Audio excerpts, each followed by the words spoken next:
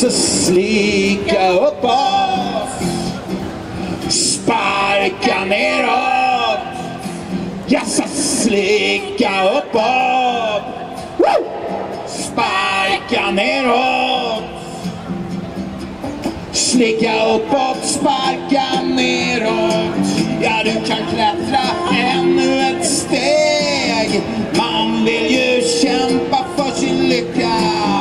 Man vill ju få det bättre och ännu mera deg. Slicka uppåt, sparka neråt. Ja, så slicka uppåt, sparka neråt. Slicka uppåt, sparka neråt. De vill att vi ska trampa på varann. Vi ger dem diamanter. Vad ger de oss tillbaks? De vill att vi ska tro något. Slicka uppåt, slicka uppåt. Vi ska börja sparka uppåt istället. Slicka neråt.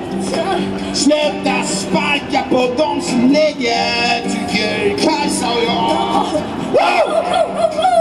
Sluta sparka neråt och slicka uppåt.